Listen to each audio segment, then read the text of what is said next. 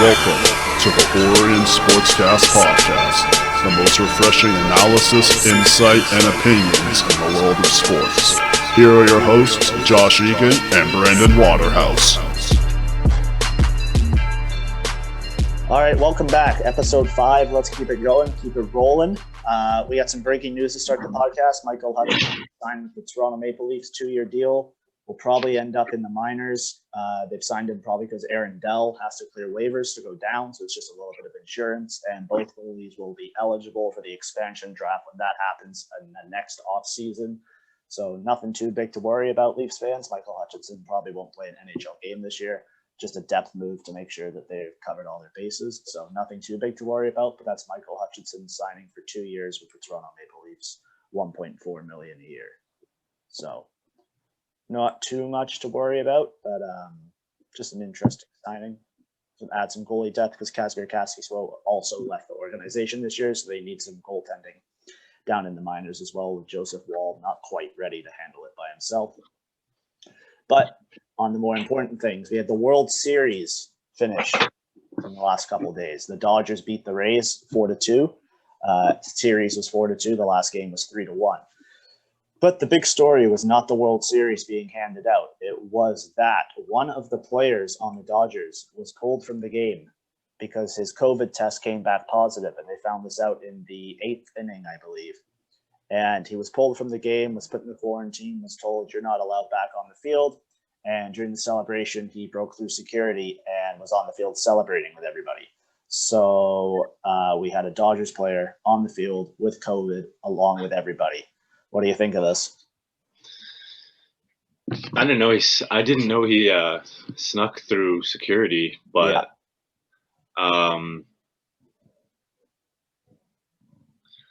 mean, how does he test positive during the middle of a game? That's what everyone else is wondering, because tests should be done before the game, obviously. Pulling him halfway through a game is pretty much meaningless at that point, especially in the 8th inning, because he's already seen everybody on the field. Like, the rotations have gone through 2 to 3 times at that point. So he would have seen everybody, and it just goes to show the lack of attention MLB had to this. And they had some serious issues at the beginning of the season with teams missing games, and some teams were up to 12 games behind. And it is a poor reflection on them to finish this way, because it was literally their last game of the season and they should be celebrating the season being finished, but instead they're being slighted by this bad news. And people aren't talking about the World Series being handed out or Clayton Kershaw finally getting a ring or the MVP of the World Series. They're talking about a positive COVID case and this player running on the field and potentially infecting families and players of the other teams. So these players couldn't go home right away because they all had to wait for their COVID tests to come back. So it just goes to show that, like, this guy, and there were protocols in place. The MLB and the MLBPA agreed to these, and he chose to break them. So he should be facing, in my opinion, a half-season suspension, a 6-digit fine, and the team should be facing a 7-digit fine. But Rob Manfred has no balls, and he's not going to hand out a suspension like that. The dude is known for easing up on the players because he wants to be a people pleaser. He pretty much let the Astros players who cheated off scot-free and only handed out suspensions to the managers. So I don't know what's going to happen here. Hopefully they're doing an investigation right now, so we probably won't hear about it for another week or so. But it's not a good look. No, not at all. I mean, for it to happen during the game is one thing, but to come back out to celebrate and to be with the touch, celebrate you're with your teammates' families, like you were saying. I mean, I don't know how the other teammates were so willingly, like, hugging him. I mean, maybe they did. I don't know if they knew or not, but, like, at the same time, like, I don't understand. Like, it almost made me think, like, they were just accepting that they were gonna get it too. Like, it was almost like fuck it at this point. I don't even understand it. I don't get it. I thought it was a brain dead maneuver by the guy, and it's going to be a brain dead decision by the MLB because they never have any fucking backbone in this situation. And it's a bad reflection on what should have been celebrated as a great finish to the season. Yeah, they had their bumps, but we knew that was going to happen because they weren't in a bubble. The NFL seen the same thing. They've handled it quite well. But their players, like Cam Newton, for example, he got a positive COVID test and he went into his quarantine, he did his time, and now he's back on the field. If you get it, you agree to these protocols, follow them. I don't care if you just won a World Series. And yeah, it's probably the biggest thing. You've been grinding towards that since you were a kid playing baseball. But there's a pandemic going on. Respect other people. Like, don't just think of yourself like this. Your teammates want to be out there celebrating too, and you're going to get your chance. And you kind of put a dark stain on this World Series win for your team because everyone's going to see when they go back, oh, the Dodgers won the World Series, but oh, now, we got this guy who ran back on the field during a pandemic with a positive test. So it's a shame that we're talking about this and not the actual World Series win. And that's just a bad reflection on what the MLB did. And hopefully this player gets a suspension, the organization gets a suspension, and the league does a thorough investigation of what went down and how it was allowed to happen. Because if security let him on the field, security should also be fined. But if he legitimately forced himself onto the field, that's a different story. I want to know where the Dodgers PR guy was telling him, you got to go back into the room. Like, we can't have you out here. This is going to be a nightmare for us. I don't know why the owners didn't tell him anything. The general managers didn't tell him anything. The manager, his teammates, overall, just a latent lack of common sense. And a little bit of that would have saved everybody the big headache of now you got this huge story. And it's going to be a PR nightmare for them. So hopefully they figure it out. But I don't think it's going to go away easy, and this player is going to face a huge fine, suspension. So is the team. They should forfeit draft picks. And that's my 2 cents on that. Yeah, I'm not a huge. I mean, other than the actual event that took place in the MLB, which was like the COVID test positive and coming back on the field, like I'm not too aware of handing out penalties and what those would be. It's not my sport necessarily, but No. like to think that there won't be any. I wasn't even thinking that there would be team consequences. Like, that wasn't even the first thing that would come to my mind. I just thought it would be a huge personal fine on the individual. There should be a team fine because they allowed him back on the field, but who knows? The Tampa Bay pitcher was having a great game and got yanked, and now people are saying that analytics are ruining baseball because the managers are not allowed to have a sense of the game and a tempo for what's going on. So if a pitcher is in a rhythm, but the analytics say, oh, he's at his 75 pitches, pull him, no matter if he's doing well, they're not allowed to keep him in because the general managers and the scouts want to follow the numbers, and they're saying it's ruining baseball. I think there is something behind this because I think the Jays saw the same thing. Shoemaker was in through 30 pitches, was playing well, and then they decided, Atkins was called down to Montoya and said, nope, he's out, he's done. So they have a plan before the game, and they stick with that plan. But if your pitcher's rolling, you keep him in, right? So that's just one of those stories that came out of it. Nothing big to take away from it. But I don't know. I thought it was a shame that it was pulled early. Yeah, I saw that. But like I said, I'm not too familiar with baseball, but it seemed like the whole internet, even other professional athletes, were pretty vocal about what happened with the Tampa Bay pitcher. Yeah. Some people even said he should ask for a trade. It might have been CC Sabathia. Wow. That would be big. And then one of the other stories coming out of it, Kershaw finally gets his ring. He looked happy. Nothing good about that. It's just nice to see a athlete top of their game get the championship that they deserve. I was happy for him. Good on him. We got to get into another story that isn't the best. It's from the NHL, and that is the whole Mitchell Miller story. Are you familiar with this? I am now, yes. So I remember we were golfing earlier this week, actually, and your friend mentioned the whole scenario. And I don't know if I caught names, and then I was like, wow. And then literally 2 days later,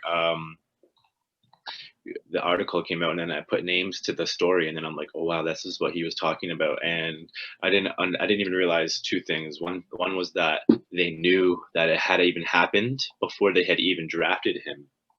And then the second thing I didn't know was his name as well. So and like his ranking in the draft, and like what pillar selection he was either. So I'm really curious because it sounds like you know a lot. Right. So let's start from the beginning. The whole story is Mitchell Miller was bullying, and I'm going to pull up the kid's name because it deserves to be said. I think it's Isaiah something. Let me just grab it for you. But he was bullying this boy at school, and he was an African American with, he had developmental issues. So his brain didn't work the age that he was. And so he was bullying him at school, harassing him, being racist, calling him derogatory words. And Mitchell and this other guy were doing it. And so it got to the point where they went to court because the situation was they got a popsicle or a ring pop or something like that and covered it in urine and made this kid pretty much eat it, or offered it to him. And so he ate it. And when that happened, he had to be tested for STDs, including like AIDS, HIV, hepatitis. And it went to the court, and they were obviously found guilty of this. And so he had to serve community service and hours and write a letter and apologize and all that. But in the court ruling, the judge says, I don't think you're sorry. I think you're sorry you got caught, and this is just an inconvenience to you. And so a couple of years go by. Apparently this kept up. He didn't even show any remorse or try to apologize. So along comes his draft year. And before he was drafted, he sent out 31 letters to 31 NHL GMs, obviously, apologizing for his actions and saying that he's working on himself to build up his character and be a bunch of bullshit, to be honest. Like, this kid just wanted to make the NHL. And so 30 teams crossed him off his list. One team didn't, the Arizona Coyotes. Now, the Coyotes drafted him. They knew about it. The GM stuck up for him when this story broke, and they have since renounced his rights. By stuck up, I mean what they said was, we're willing to work with Mitchell to kind of rehab him and get him involved in an anti-bullying campaign. Now, he wrote a letter to all 31 NHL GMs, one person apologizing for his actions. One person he has yet to apologize to, and still hasn't at the time of this recording, is the boy he bullied. So he clearly doesn't show any remorse. The kid doesn't deserve to be in the NHL. He was drafted. Yeah, everybody deserves a second chance, but that second chance should have been taken when you were 14, not when you're drafted into the NHL and you've been caught for what you've done. So the Coyotes recently, they underwent a whole new change in ownership with the culture and all that, and they have this whole like anti-bullying campaign out and inclusion for all types of cultures across through Arizona and across the country. And the first thing they do is go and draft this kid who's been bullying this poor boy, and he's being racist and all that, and it's just not a good look for them. But that's not the end of the story, because the Coyotes, and I don't know if you remember this, were recently handed a fine out. They were docked draft picks and I think some cash. The reason for that was because they were pre-scouting draft prospects before the draft had happened. So the team that had the most knowledge of the prospects going into the draft fucked up their draft pick. Like, if you'd have known about this, why are you drafting this kid? So they didn't have a first round pick this year. They didn't have a second round pick. They didn't have a third round pick, and they renounced their rights to their fourth round pick. And I'm almost done. And the only reason they drafted this kid in the fourth round is because apparently he's a second round talent that everybody else crossed off their list. So they just said, fuck it with everything else, and took this kid because they saw the talent, which is a disgusting move, and the Coyotes should be ashamed of themselves. Go ahead.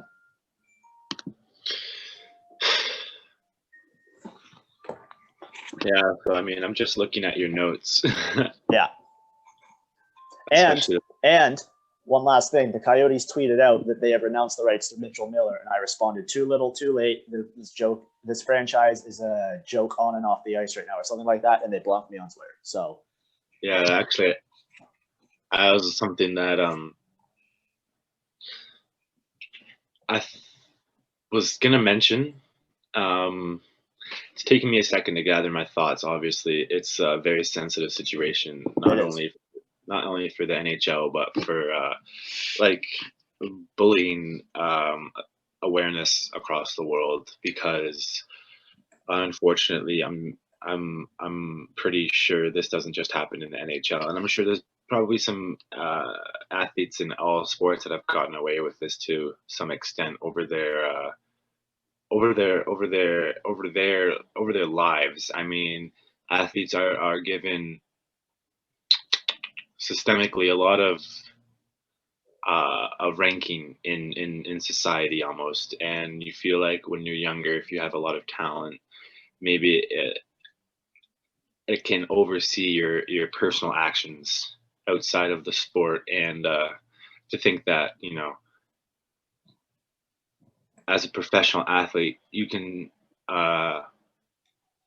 let something like that hold. I guess what I'm trying to say is that's something that, like, as a professional athlete, that is something that's going to be held over your head for the rest of your life. yeah, And as it should be. As it should be. Now, whether or not you ever go professional now is a huge question. Right. And the mother of the boy that was being bullied was the one who wrote to the Coyotes saying pretty much, why did you draft pick this kid? Do you know the terror and the impact he's had on my child? He doesn't deserve to be drafted because of his actions. But what she did admit and did say is that the other boy who was involved had apologized and they had forgiven him. And they said he meant it. He worked with our kid and was able to build up a friendship and, you know, work to fix his actions. Mitchell Miller hasn't done any of this and is still yet to do that. So it's too little too late now. Because the only reason everyone's going to jump to the conclusion of is that he's doing this because he wants to make the NHL. And no one's going to touch him with a 10-foot pole, in my opinion, right now. Right? And I don't know. I think he needed receipts to prove that he had done work since the actions, and they just weren't there. So now he's got to face the consequences, and the consequences is that he's not in the NHL. Another point of the story people were bringing up is where was this kid's parents, right? Like, I'm sure if you or I did anything like that, we wouldn't be playing hockey for the next 3 fucking years because we would have our asses beat. I would be dragged to that kid's house and forced to apologize. I'd be in intensive therapy because obviously there's a problem with this kid. Like, where are your parents? And the only reason that he was probably still allowed to play hockey is because this kid's parents saw him, you know, oh, he's good. Okay, you could be a good hockey player, but be a decent human being first. So overall, it's a disappointing story because, especially at this time in the world, and this broke, and my heart breaks for the kid and the family that was affected. And I have no sympathy for Mitchell Miller, and I hope nobody signs him until he can show his receipts and show that he's grown as a person. So, well, that's my thoughts on that. Mm-hmm. Right. I mean, those can pretty much be Orion's thoughts. So yeah, not just Josh's. There's not too much else to say, really. Like, facts were covered and opinions were mentioned, and yeah, I kind of hogged the mic there, but I've been worked up for this since like Tuesday. So yeah, no. I don't even. Yeah. There's nothing to do with that. Honestly, it has to do with the topic being presented with the most passion, and right where you have it right now. And not to say that I don't have the exact same amount of passion for you as towards this topic as you do. It's just for the viewers out there, like, Josh covers a lot of NHL, and he's a lot more into the NHL reporting on Twitter and how events happen very quickly. And as you can tell, he knows the stories and the facts. I try to lean away to cover the other aspects like the NBA and some other stuff we don't get to. So when Josh goes off on a rant like that, it has nothing to do with the microphone. I know I'll get my time back. Yeah. It's just that's where the most empathy in other situations, but not today. That's where the most emotion is coming from, is where the person who has the most information. I wouldn't want to stand up here and talk because I had no idea about all the details to the story and the popsicle. Like what I know, I'd like this. Yeah. My eyes were open and my jaw was dropped the whole time you were talking about the details. So just to conclude, are you done? To conclude the. Yeah, we should move on. Otherwise, I'll be yelling about it all the time. To conclude the Mitchell Miller story, his draft pick status, NHL status was renounced. Yeah. And for his individual personal life, I mean, he has a lot of steps, and I don't even think if sports and athletic are the ones he should be taking. No, not right now. Work on yourself before you work on sports, and we'll leave it at that. All right, let's move on to something a little more positive. Thursday night football last night. Did you watch any of it? See any highlights? Unfortunately, no. So we had the Atlanta Falcons and the Carolina Panthers. Going into the game, the Falcons were 1-6, and the Panthers were 3-4, I believe, right now. So the Falcons won 25-17. So they are now 2-6, and the Panthers are 3-5 because they lost. Matt Ryan, quarterback for the Falcons, was 21 for 30, 281 yards, and he threw one interception. And for the Panthers, it got a little bit more interesting because Teddy Bridgewater was 15 for 23, 176 yards, one touchdown, one interception. But the Panthers put in PJ Walker, who went 1 for 4 for 3 yards. But PJ Walker, for any XFL fans out there, was the Houston Roughnecks quarterback in the XFL, and he absolutely tore up that league. So I was a big fan of the XFL when it was on for the 5 weeks back earlier in the year. I just thought it was really cool that he got some playing time, even though it was on a losing game and he only got 4 plays. But it was just interesting to see him in there. It wasn't too much of an eventful game. I know the Panthers were leading at one point. The Falcons kind of stormed back. But apart from that, it was, typical game. The Falcons had 401 total yards, Panthers 304. The Falcons threw more passing yards, 270 as opposed to the Panthers 157. But the Panthers rushed 147 and the Falcons rushed 131. So, yeah, they matched up well with each other. It was an entertaining game. From what I saw, I was at work when it was on, so I didn't get to see the full thing. And from the highlights, it looked like it was a nice close game. But yeah, I thought the story of that, for me personally, was just seeing PJ Walker come in and throw a couple plays because he was in the XFL, so it was kind of cool to see him on an NFL field. I liked it. Yeah, but just some quick tidbits from that game. We have Sunday. We got some big games. Sorry, 1 second. My notes closed. So this Sunday, we're going into week 8 now, I believe. It's so funny how your notes close as soon as my notes close by accident. Yeah. I think we're going into week 8. Yeah. So some games this weekend of note. We have the Titans and the Bengals. So Joe Burrow is hoping to get a win there, but it's going to be a tough one against the Titans. Jets and Chiefs. The spread in that game right now, the last time I checked, I think it's at like 23.5 points. And I think it's going to be more than that. The Chiefs are going to absolutely destroy the Jets. Like, I don't think it's even going to be close. The Jets are the laughingstock of the NFL right now. We have the Patriots and the Bills. Now, this one's going to be interesting because both teams are kind of struggling. But for like the last 12 years, the Patriots and formerly Tom Brady, have dominated the Bills. So it'll be interesting to see if the Bills can do some damage to get their revenge in this game. And another game I'm going to be looking at is the Buccaneers and the Giants, just because I really think the Buccaneers are going to lay an absolute beat down on your Giants. Sorry to say that, but that's going to be a tough one for the Giants, I think. But those are our games, and that one's the Monday nighter.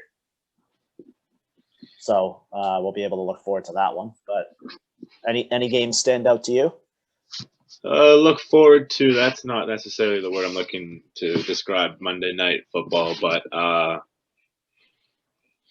actually those are literally the two most interesting matchups that I even care about in football. So the Bills and the Patriots, the Cam Newton and Josh Allen, and then Mike Giants and Tom Brady. Like, those are four matchups I am paying attention to.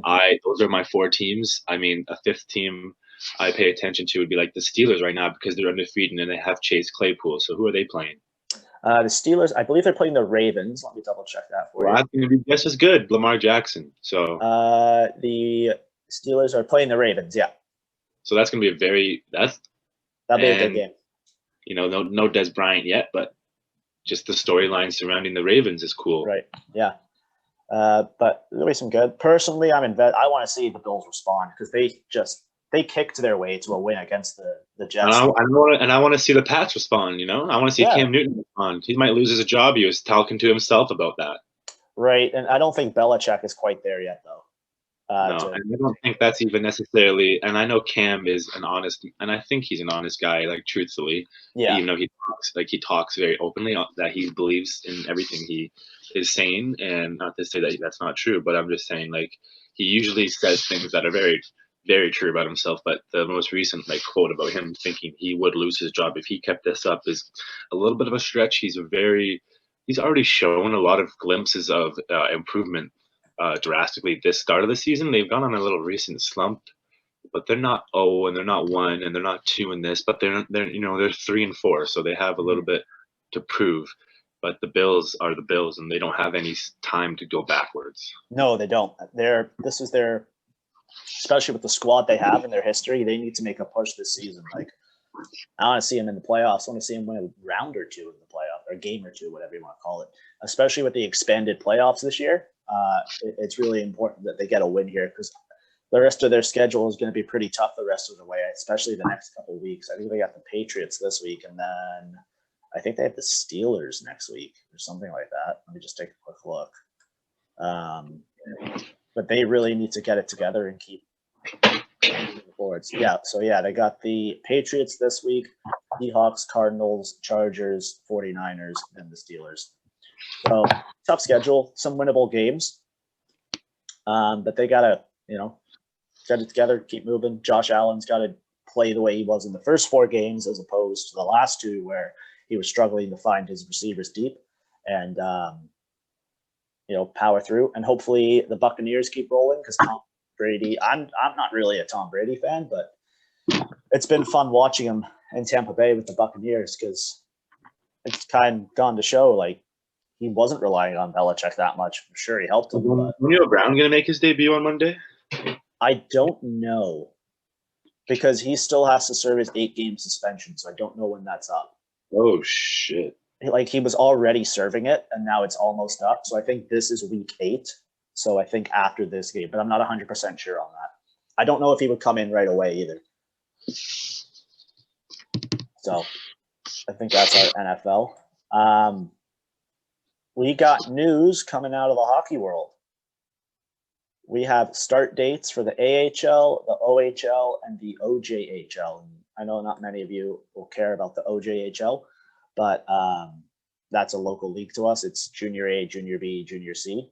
It covers all of that. Obviously, they have different subsections for the leagues.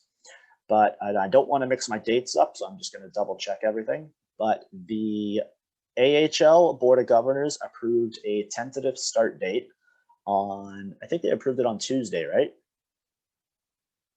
It was Tuesday, or your mic's muted, eh? It was Tuesday or Wednesday they agreed on it. And so the AHL will be targeting a February 5th start date, which was approved by the Board of Governors. And the OHL are going to start February 4th. Training camps will open January 23rd. European and American players are going to arrive on January 8th for their 2-week quarantine. It'll be a 40-game season, so they're pretty much cutting that in half. Four teams from each conference will make the playoffs, so only 8 teams are making the playoffs as opposed to 16.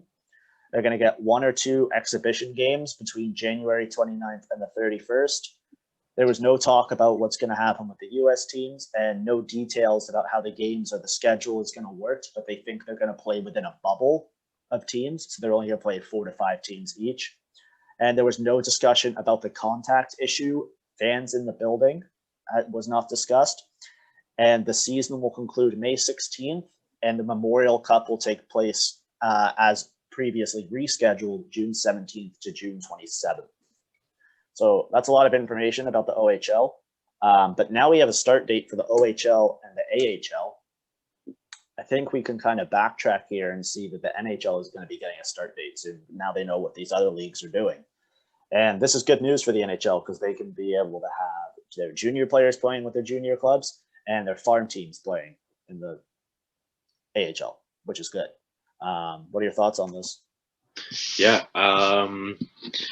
it's exciting, honestly, because you were almost thinking that you'd have to wait for like a vaccine just to ever do something normal again. Yeah. In terms of like local recreational sports in Canada or amongst all of North America, but to see other sports like the MLB, the NFL,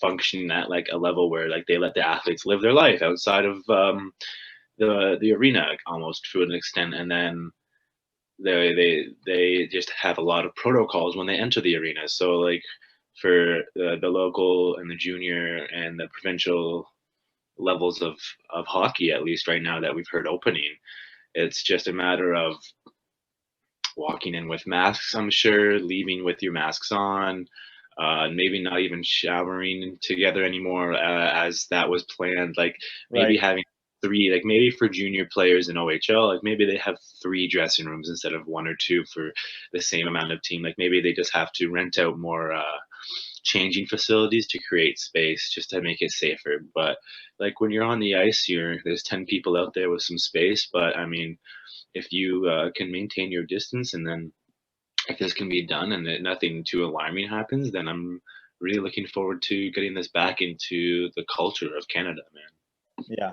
And the AHL doesn't have as many details released yet, but their official, and this isn't this date they're going to start, but it's their official targeted date is February 5th, 2021. And there's been some talk in the AHL that those teams will travel with their NHL clubs.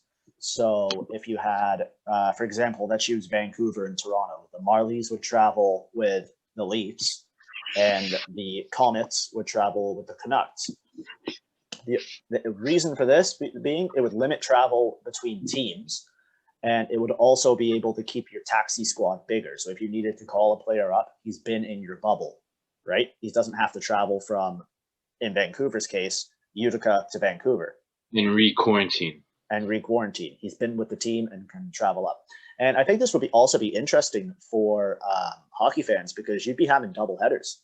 So say at 1 in the afternoon, you'd have Marlies Comets, and then 7 at night, you got Leafs Canucks. It would just be hopeful that they would broadcast those AHL games a little bit more accessibly, because it's like you either watch them and you know where they are, or you've never heard of where they're going to be played on TV. And I'm sure they would look into that because people are going to want sports when it comes back. Like NHL, they usually start a couple weeks before the AHL, so it looks like I think they got to start like advertising the AHL as like a young man's league. Like that's the only way for it to get like this.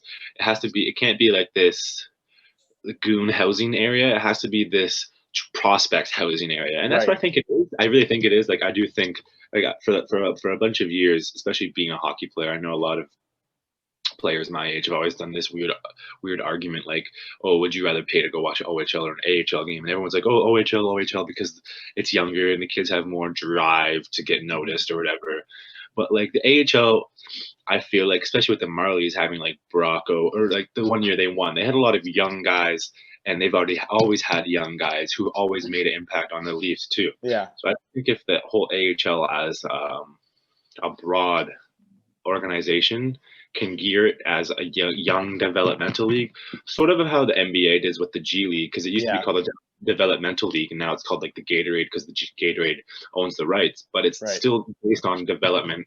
And you can see there's literally kids, instead of going to high school or college to not get paid, okay, not high school, to college, instead of not getting paid, if you're paying attention to the NBA, players go to the G League because they can get paid and they get a more definite and straight experience to the pro game quicker than going to college.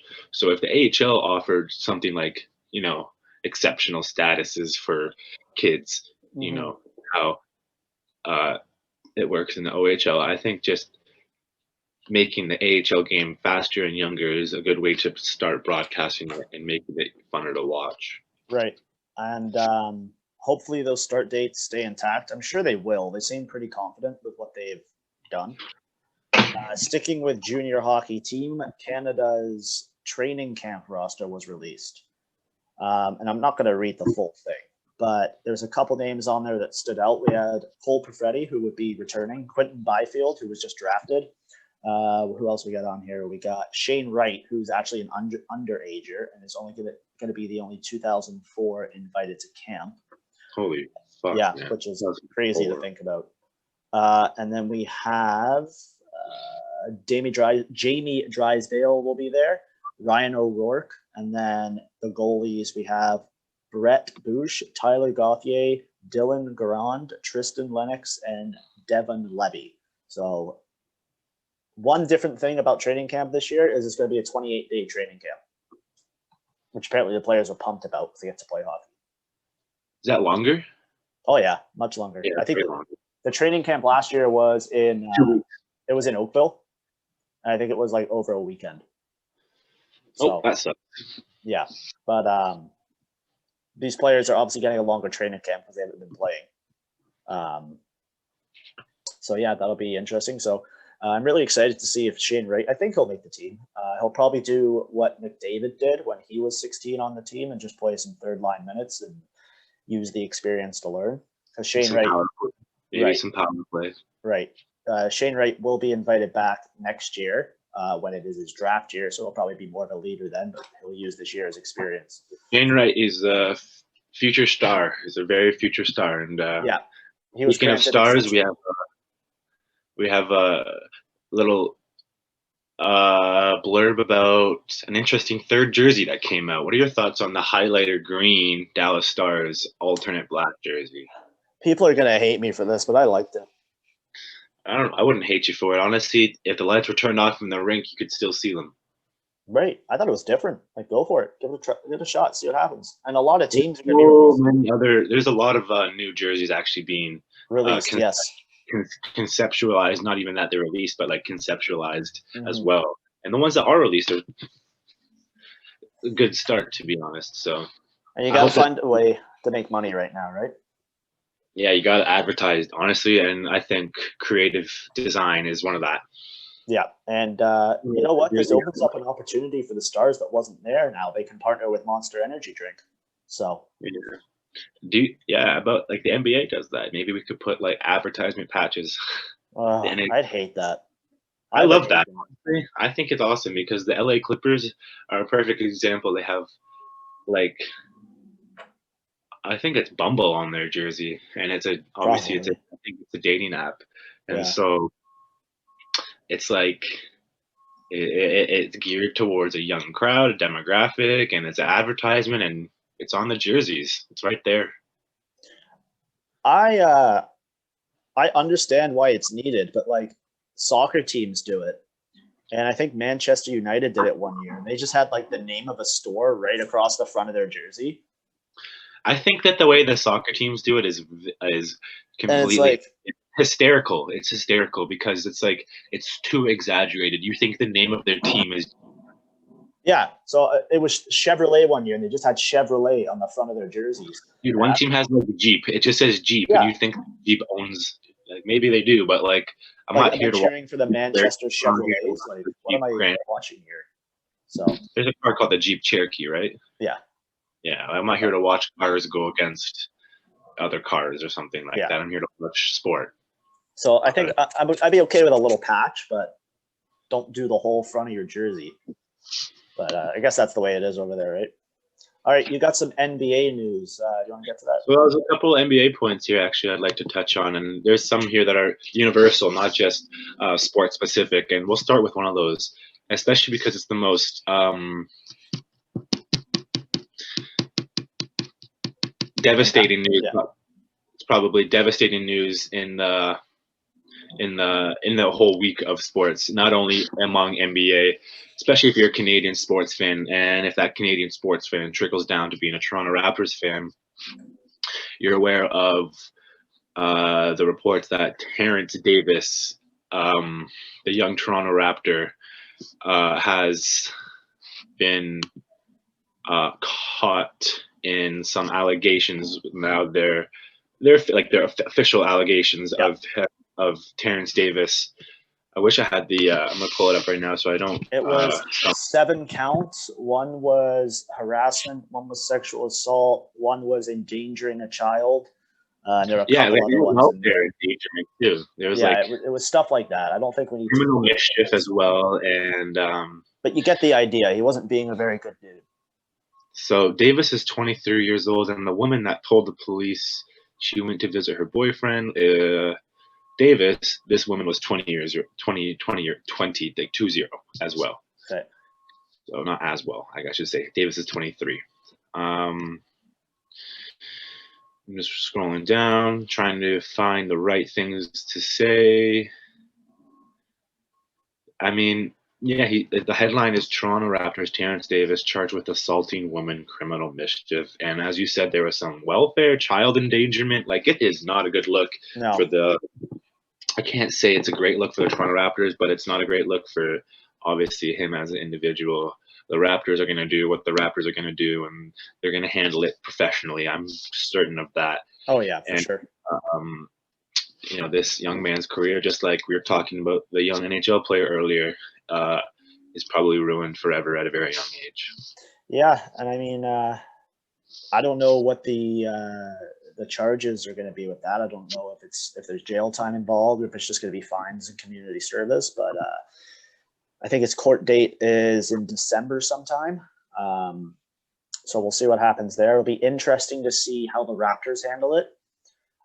It's not as serious as. Do you remember the Austin Matthews situation? Not as serious. Do you think it's not Matthews serious was less serious than this? Is that what you mean? Oh yeah, sorry, other way around. My bad. Yeah. Matthews just moved to color. Yeah, but the Leafs handled that once they knew about it well, and same organization, MLSE. So I'm sure they'll handle it with class and take all things into consideration when they handle it. So, and Masai's got a good handle on things, right? Like that's his job. His job is to keep things. Right. There's one way the Raptors roll, and that's the right way. And this will not fall underneath his guidelines of desirable characteristics of a player. This will open up a spot for a new player for the Raptors, which is exciting for Raptors fans to see some new basketball players. And me and my friend were talking last night about how you could see some more Matt Thomas or some more players that you never seen play. Terrence Davis did get some minutes, but he's going to be completely eliminated from the lineup. So in news other than the Terrence Davis news individually, the Raptors can look forward to finding someone else to play basketball for them. Right. And yeah, pretty much that. And moving on into the one more Toronto Raptors news headline that happened earlier in the week was that one of our more earlier episodes, we mentioned that the Raptors were actually about to participate in the next NBA season down in Louisiana, and that was completely gassed, to be blunt, quickly due to the Breonna Taylor situation. And maybe 2 days after that, for us in the athletic world, it started from a tweet from Patrick Mahomes saying that he wants Kyle Lowry and the Toronto Raptors to use Kansas City as their next season's home and play there because the KC fans don't have a basketball team, and to see the Super Bowl MVP, right, coming off of a championship year, advocate for your Toronto Raptors, the only Canadian team to come down and play basketball in your city, is super, super exciting. You hope that something can work out. Then the mayor of Kansas City also tweeted something. Literally, all he tweeted was working on it to follow up Patrick Mahomes. And honestly, it's the next piece of news that followed the Toronto Raptors this week. So, or it was the first piece of news, if I'm being honest, but it's something that is different than the Louisiana thing for sure. So maybe it'll be talked about more seriously. What do you think? I don't like it. Get your own team. What do you think, though? We're never going to be able to play in Canada. Yeah, but you can borrow our team, but don't get too comfy down there.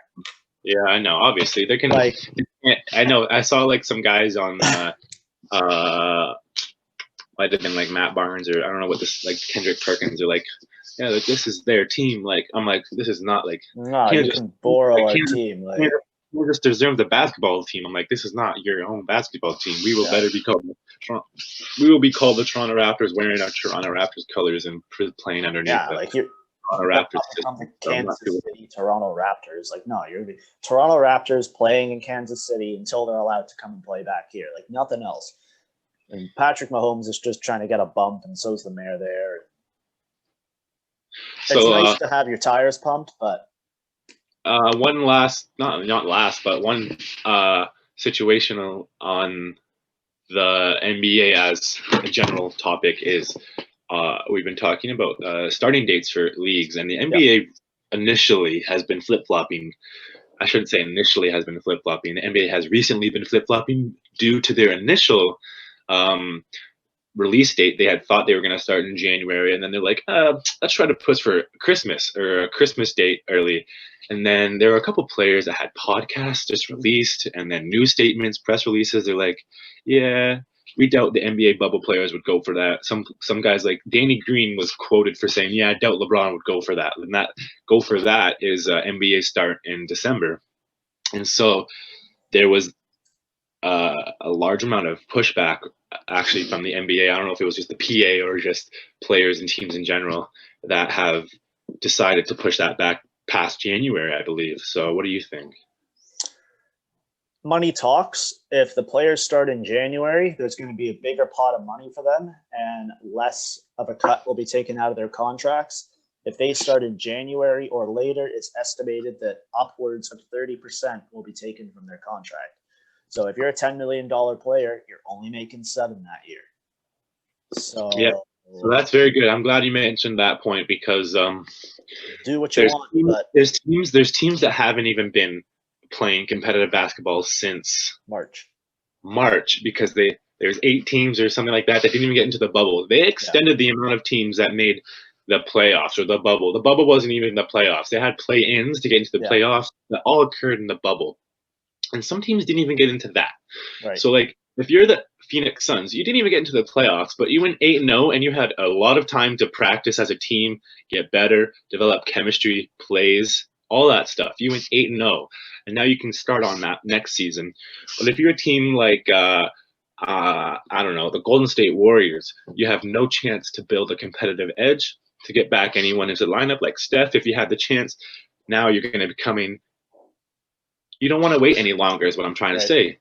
You're one of those teams pushing for that early start. And people are like, oh, this will push the Lakers on a slow start, other teams on a slow start. You're an NBA franchise, and this is how you make money in the NBA. And 30% is a huge number. Oh, yeah. And for 30 days difference, maybe even half that, 2 weeks of a difference, you should be able to start training right now, get your slow ass, stop smoking and drinking because you're a professional athlete. You're done celebrating, okay? The Lakers are the Lakers. If they have a championship hangover, then that's normal in life as normal professional sports turnover. That's a normal turnover, a hangover. And if all the bubble teams have these hangovers, then we're gonna have a huge flop in the NBA, and that's going to be just as exciting. Yeah, the Knicks are going to win the championship this year, then, with that logic. But what I don't get, it was like a 2-week difference in time. So you're not That's ready, right? It's like, then, but you're going to be ready 14 days later. Get your ass off the couch. it's not even. It's the worst is that I saw this. Yeah, I think it was Danny Green. Just like, yeah, I doubt Braun would go for that, or I doubt some players would go for that. I swear it was Danny Green talking.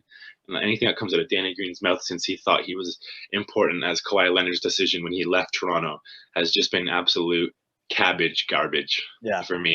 And I don't understand. No, okay. I don't care for anything that he says.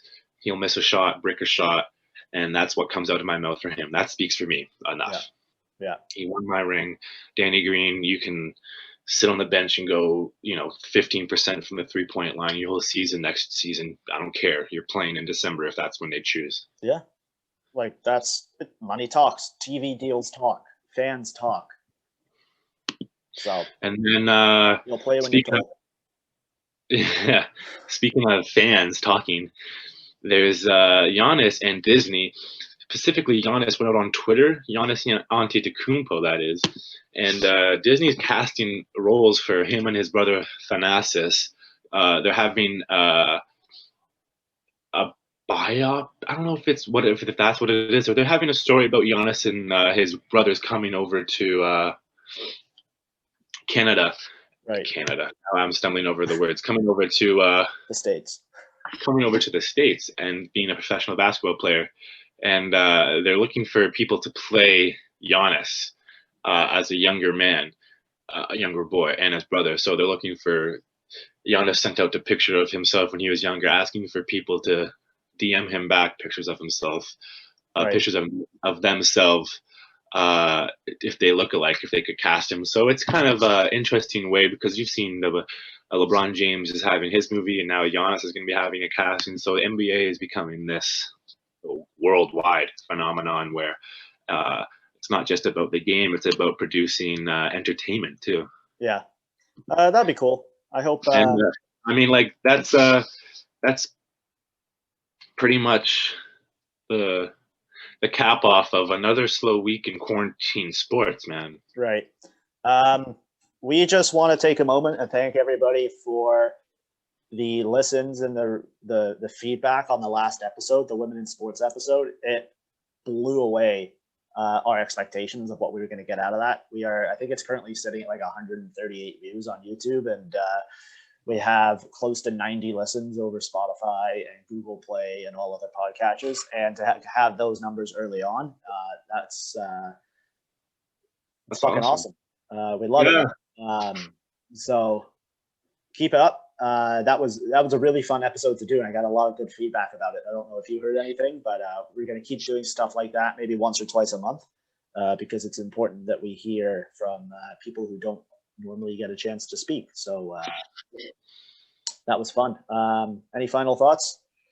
Yeah, guys, look forward to our Monday episode, and look forward to a couple other guests that aren't necessarily females in sports, but just positions in sports, where we're going to try to where we are going to try to advertise to you how young individuals get access into early starts in this career in sports management. And if you want to do something that involves yourself in sports, if you're interested in it, we're looking for experienced individuals, and we're looking for people who have stuff to share. That's for sure. Yeah. All right, that's it.